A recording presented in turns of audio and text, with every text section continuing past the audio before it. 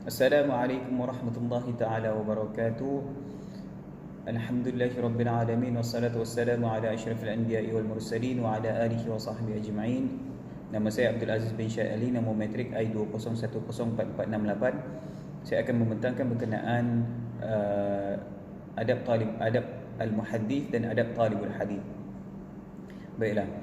Pada zaman yang serba moden lagi canggih ini, ilmu Islam turut berkembang dan membiak dengan pesat. Pusat-pusat pengajian madrasah, institusi-institusi pengajian tinggi dan sebagainya tumbuh bagaikan cendawan. Namun di sebalik kemajuan ilmu atau pembangunan pusat pengajian tersebut, wujud ahli ilmu yang hanya mempunyai ilmu namun tidak mempunyai adab dan akhlak yang baik pada diri mereka. Sebabkan ini, pada zaman ini dapat dilihat adanya golongan intelektual atau para ilmuwan yang berjawatan tinggi sesuai dengan tahap sijil keilmuan mereka, namun mereka terlibat dengan perkara-perkara dosa seperti pecah amanat dan sebagainya. Justru itu sesuatu ilmu yang dipelajari, khususnya ilmu yang berkaitan dengan agama Islam, misalnya ilmu hadis, tidak boleh dipisahkan dengan pembelajaran berkaitan adab dan akhlak. Hal ini kerana kedua-dua perkara tersebut amat berkait rapat, dan jika ia dipisahkan akan berlaku kepincangan atau kerosakan.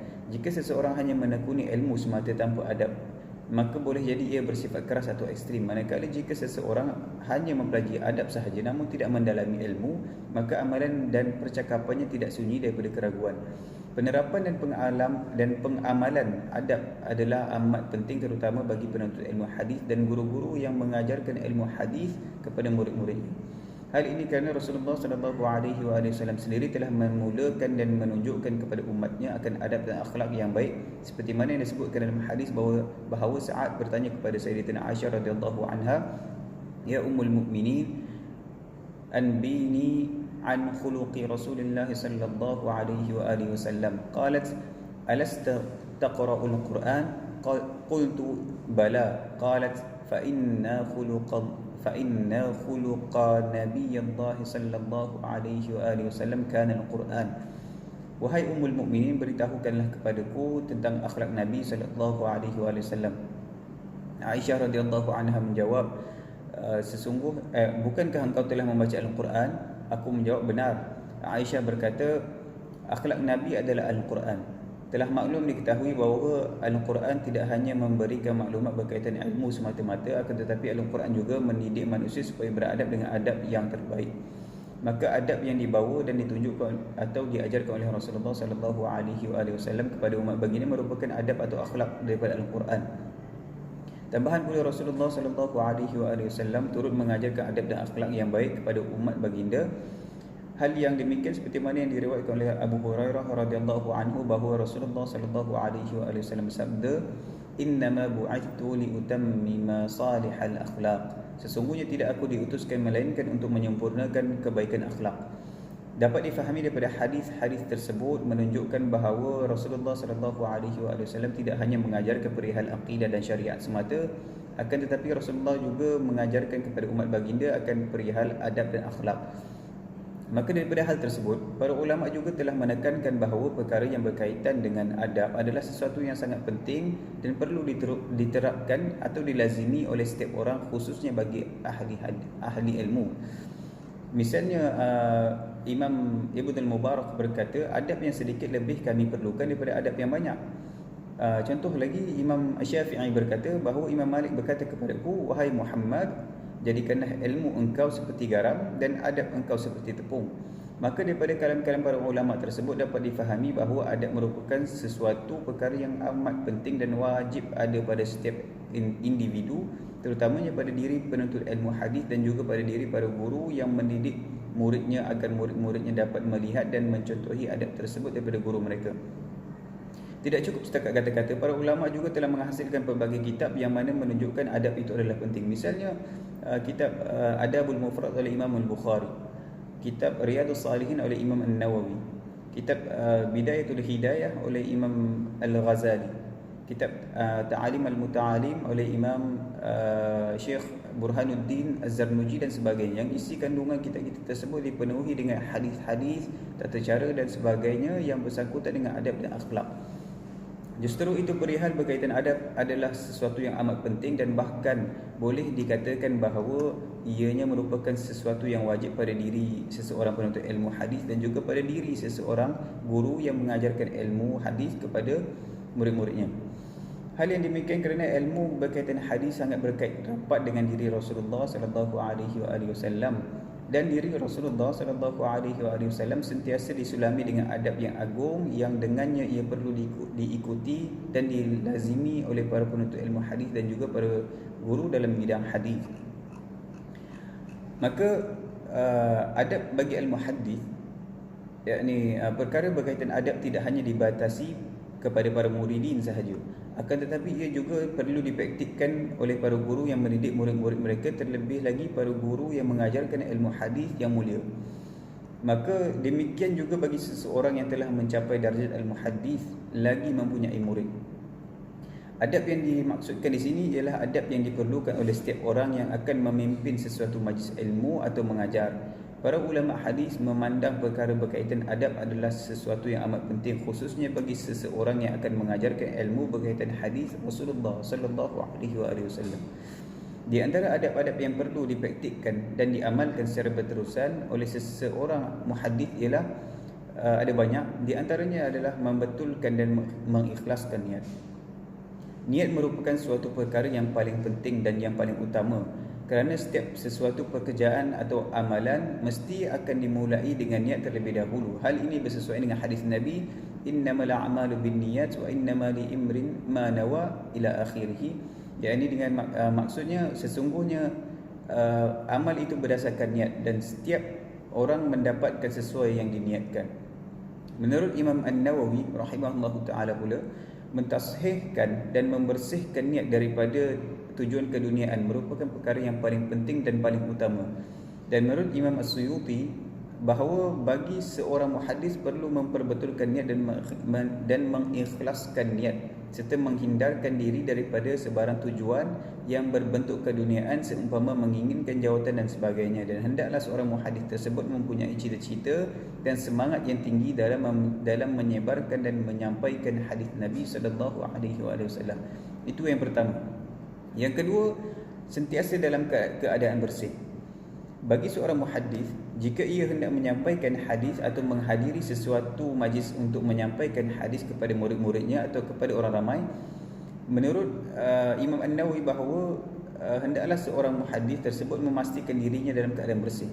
Imam Suyuti menambah, seseorang muhaddis hendaklah mandi dan berwuduk serta mengenakan wangi-wangian jika hendak menghadiri sesuatu majlis untuk menyampaikan hadis. Dan bahkan Imam As-Suyuti menukilkan bahawa Imam Malik melakukan hal demikian, dan Imam Malik berkata, aku suka mengagungkan hadis Nabi dan tidaklah aku menyampaikan hadis melainkan aku mandi membersihkan diri dengan bersungguh-sungguh. Maka bagi seorang muhaddis hendaklah membersihkan dirinya dan menghias dirinya daripada apabila hendak menyampaikan hadis Nabi sallallahu alaihi wasallam kepada orang ramai sebagai tanda memuliakan kalam-kalam Nabi Muhammad sallallahu alaihi wasallam dan juga sebagai tanda beradab terhadap Nabi Muhammad sallallahu alaihi wasallam. Yang ketiga, tidak meriwayatkan hadis kepada orang yang lebih alim darinya. Dalam hal ini terdapat khilaf di kalangan ulama berkaitan adab ini. Menurut Imam An-Nawawi bahawa ini termasuk dalam adab, iaitu seorang muhaddis tidak membaca atau meriwayatkan hadis kepada seorang yang lebih alim atau yang lebih utama daripada dirinya. Dan bahkan Imam An-Nawawi menukilkan bahawa ada pendapat yang memakruhkan perbuatan memberi atau meriwayatkan hadis di dalam suatu daerah atau kawasan jika di dalam daerah tersebut terdapat seorang yang lebih alim atau lebih utama dari diri muhaddis tersebut. Namun perkara ini berbeza dengan pandangan atau pendapat Imam As-Suyuti yang berpendapat bahawa tidak makruh jika meriwayatkan hadis di hadapan orang yang lebih alim atau yang lebih utama daripada seorang muhaddis tersebut. Kerana para sahabat memberi fatwa sedang mereka berada di dalam zaman Nabi dan berada dalam daerah yang terdapat Nabi Muhammad sallallahu alaihi wasallam di dalamnya. Seterusnya, yang keempat, mengadakan majlis hadis. Seorang muhaddis hendaklah mengadakan majlis periwayatan hadis agar hadis-hadis Nabi dapat disebarkan secara meluas lalu dapat diamalkan oleh manusia. Dan seorang muhaddis yang menghafal hadis hendaklah mengimla hadis-hadis tersebut kepada murid-muridnya, dan menurut Imam An-Nawawi bahawa ini adalah martabat yang tertinggi dalam periwayatan. Perbuatan atau perlakuan tersebut bersesuaian dengan apa yang pernah dilakukan oleh sahabat Nabi, iaitu Wathilah bin Al-Asqa, seperti mana yang dikatakan oleh Ma'ruf Al-Khiyat. Aku melihat Wathilah bin Al-Asqa mengimla hadis-hadis kepada orang ramai dan mereka menulis hadis-hadis tersebut darinya. Yang kelima, membaca basmalah, memuji Allah dan bersalawat ke atas Rasulullah sallallahu alaihi wasallam. Hendaklah bagi seorang muhaddis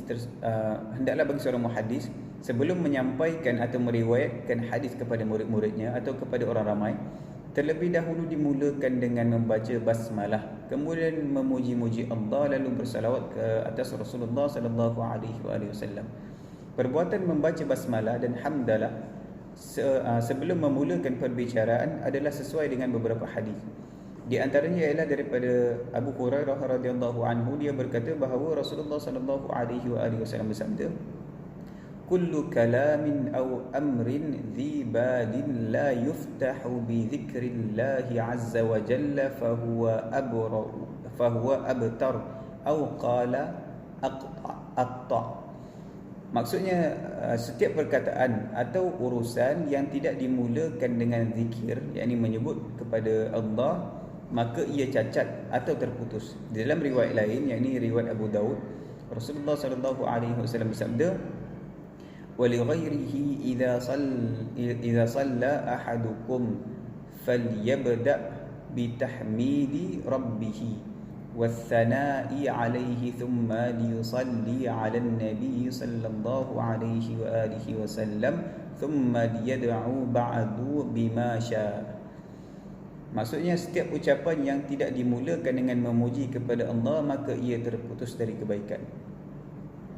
Perbuatan memulakan ucapan dengan basmalah juga telah diberikan contoh oleh Allah Subhanahu wa taala di dalam Al-Quran melalui Nabi Sulaiman alaihissalam, iaitu firman Allah Subhanahu wa taala, "Innahu min Sulaiman wa innahu bismillahirrahmanirrahim." Maksudnya, sesungguhnya surat itu dari Nabi Sulaiman dan kandungannya seperti berikut, yakni dengan nama Allah yang Maha Pemurah lagi Maha Mengasihani. Adapun berselawat setelah memuji Allah, perbuatan tersebut bersesuaian dengan hadis Nabi sallallahu alaihi wasallam yang telah disebutkan tadi, iaitu bila salah seorang dari kamu berdoa, yakni hadis wa li ghairihi idza shalla ahadukum falyabda bi tahmidi rabbih wa thana'i alayhi thumma yusalli ala nabi sallallahu alaihi wasallam thumma liyad'u ba'du bima syaa.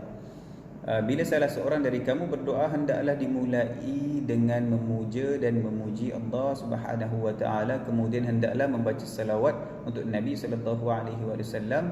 Setelah itu silakan berdoa sehendaknya. Dan berbagai lagi dalil-dalil yang menjadi sandaran terhadap adab tersebut, iaitu membaca basmalah, hamdalah dan berselawat ke atas Rasulullah sallallahu alaihi wasallam, sehingga para ulama di antaranya Imam An-Nawawi memasukkan perbuatan tersebut ke dalam salah satu daripada adab-adab muhaddis. Baik, selesai adab-adab berkaitan muhaddis. Saya letakkan hanya 5 sahaja kerana ia terlalu banyak, tapi untuk meringkaskan dan memendekkan perbicaraan, maka saya meletakkan 5 sahaja. Maka demikian juga dalam adab talibul hadis, saya juga meletakkan 5 sahaja. Ada pun berkaitan adab talibul hadis, apabila seorang guru perlu mempraktikkan adab-adab sebagai seorang muhaddis, maka para talibul hadis juga semestinya perlu mengamalkan atau mempraktikkan adab-adab sebagai seorang penuntut ilmu, terutamanya dalam bidang hadis. Terdapat banyak adab-adab yang berkaitan dengan talibul hadis yang disusun oleh para ulama. Di antaranya ialah seperti berikut. Yang pertama, membetulkan niat dan ikhlas kerana Allah dalam menuntut ilmu. Adab yang pertama ini sama dengan adab al-muhaddis tadi, iaitu perlu membetulkan niat.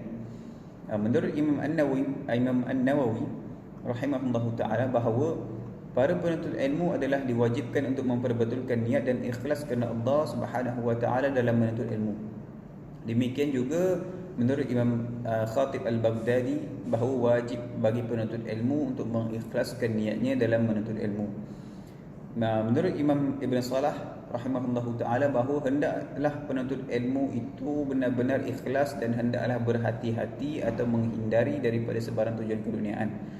Dan terdapat banyak pendapat dari kalangan para ulama dan bahkan tidak keterlaluan jika dikatakan bahawa perkara ini telah menjadi ijma' atau sepakat para ulama dalam hal mengikhlaskan niat dalam menuntut ilmu ataupun mengajarkannya. Bahkan Imam As-Suyuti dalam At-Tadrib menguatkan perkara tersebut dengan membawa sepotong hadis Nabi SAW, iaitu daripada Abu Hurairah radhiyallahu anhu, Rasulullah SAW bersabda, "Man ta'allama ilman mimma yubtagha bihi wajhullahi azza wa jalla la yata'allamuhu illa liyusiba bihi 'aradan minad dunya lam yajid 'arfa al-jannah yaumal qiyamah." Maksudnya, barang siapa mempelajari sesuatu ilmu yang sepatutnya kerana Allah Subhanahu wa taala, kerana Allah Azza wa Jalla, namun ia tidak mempelajarinya kecuali untuk mendapatkan kebahagiaan dari dunia, maka ia tidak akan mendapatkan maka ia tidak dapat menghidu haruman syurga pada hari kiamat. Berkata Imam Sufyan Ats-Tsauri, "La a'lamu 'amalan afdala min talabil hadits liman arada bihi Allah Azza wa Jalla." Tidak aku ketahui amalan yang paling afdal selain daripada menuntut ilmu hadis kerana Allah Azza wa Jalla. Maka perihal berkaitan niat adalah sesuatu yang amat penting bagi penuntut ilmu, terutamanya bagi penuntut ilmu hadis. Jika baik niat, maka ia akan memperolehi ganjaran dan redha Allah Subhanahu wa taala. Sebaliknya, jika niatnya buruk lagi tidak ikhlas, maka redha Allah Subhanahu wa taala tidak akan bersamanya dan akan berlaku kepincangan dalam ilmunya kelak. Kemudian yang kedua, seorang talibul hadis perlulah meminta dan berdoa kepada Allah Subhanahu wa taala. Setiap manusia sentiasa berhajat kepada Allah dan tidak mampu untuk melakukan sesuatu melainkan dengan izin daripada Allah Subhanahu wa taala. Maka demikian juga halnya bagi penuntut ilmu hadis. Hendaklah ia meminta dan berdoa kepada Allah Subhanahu wa taala dalam perjalanan atau perjuangannya dalam mencari hadis atau dalam menuntut ilmu hadis. Menurut Imam An-Nawawi, bahawa hendaklah penuntut ilmu hadis itu meminta atau berdoa kepada Allah Subhanahu wa taala agar diberikan taufik, kebenaran, kemudahan dan pertolongan daripada Allah Subhanahu wa taala agar mudah baginya menghafal dan memahami. Yang ketiga, bersungguh-sungguh. Perbuatan bersungguh-sungguh tidak dilakukan secara bersendirian, melainkan ia seiring dengan doa, iaitu seperti mana yang telah dijelaskan sebelum ini. Maka apabila seseorang penuntut ilmu bersungguh-sungguh dan berdoa, iaitu meminta pertolongan daripada Allah Subhanahu wa taala, ia sebenarnya telah melakukan suatu adab yang telah diajarkan oleh Nabi sallallahu alaihi wasallam melalui hadis daripada Abu Hurairah radhiyallahu anhu. Ia berkata, Rasulullah sallallahu alaihi wasallam bersabda, "Al-mu'minul qawiyyu khairun wa ahabbu ila Allah minal mu'minid dha'ifi wa fi kullin khairun ihras ala ma yanfa'uka wasta'in billahi wa la ta'jaz." Maksudnya, orang mukmin yang kuat lebih baik dan lebih dicintai oleh Allah daripada orang mukmin yang lemah. Pada masing-masing memang terdapat kebaikan. Capailah dengan sungguh-sungguh apa yang berguna bagimu. Mohonlah pertolongan kepada Allah Azza wa Jalla dan janganlah kamu menjadi orang yang lemah. Maka bagi seorang penuntut ilmu hadis atau bagi seorang penuntut hadis atau penuntut ilmu hadis, hendaklah bersungguh-sungguh dalam menuntut dan perlu mengelak atau menghindari daripada sikap malas dan sifat lemah. Hal yang demikian kerana seseorang penuntut ilmu yang kuat lebih dekat dengan redha dan pertolongan Allah berbanding seorang penuntut ilmu yang lemah. Seterusnya, yang keempat, iaitu mengambil daripada guru dalam daerahnya terlebih dahulu. Menurut Imam An-Nawawi rahimahullahu ta'ala, bahawa penuntut ilmu hadis hendaklah mengambil atau menuntut daripada guru-guru atau syekh-syekh yang paling utama yang terdapat dalam negeri atau negaranya, iaitu yang paling utama dalam hal sanad, paling utama dalam keilmuan atau pengetahuan berkaitan agama. Imam As-Suyuti pula menambah bahawa hendaklah ia menuntut ilmu daripada seseorang syekh tersebut sehingga selesai, dan hendaklah dimulakan menuntut ilmu daripada seorang syekh yang paling utama atau paling berilmu berbanding yang lain. Dan apabila telah selesai ia mengambil daripada para syekh-syekh tersebut, barulah ia melakukan rihlah ilmiah keluar daripada daerah atau kawasan tempat ia tinggal atau keluar dari negaranya tersebut. Namun jika di dalam negaranya atau kawasan tempat ia tinggal tersebut telah ada syekh yang alim dan telah ada para huffaz, manakala tidak terdapat lagi huffaz dan syekh yang lebih alim di tempat lain berbanding yang ada dalam tempatnya tersebut, maka rihlah yang ia lakukan tersebut adalah tidak berfaedah. Yang terakhir iaitu yang kelima, menghormati dan memuliakan guru. Di antara adab yang perlu dipraktikkan oleh penuntut ilmu hadis ialah hendaklah menghormati dan memuliakan guru mereka yang memberi ilmu kepada mereka dengan penghormatan yang sepatutnya. Menurut Imam An-Nawawi rahimahullahu taala bahawa seseorang penuntut ilmu hendaklah seorang penuntut ilmu hadis hendaklah mengagungkan dan menghormati syekh atau gurunya, kerana hal tersebut merupakan kemuliaan ilmu dan ia merupakan sebab-sebab tercapainya manfaat. Perbuatan memuliakan guru atau syekh tersebut merupakan perbuatan sunnah.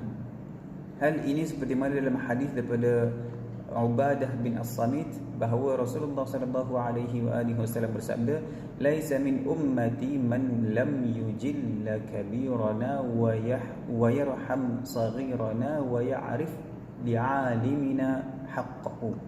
Tidak termasuk umatku orang yang tidak menghormati yang lebih tua, tidak mengasihi yang lebih muda, dan tidak pula mengerti hak seorang yang alim.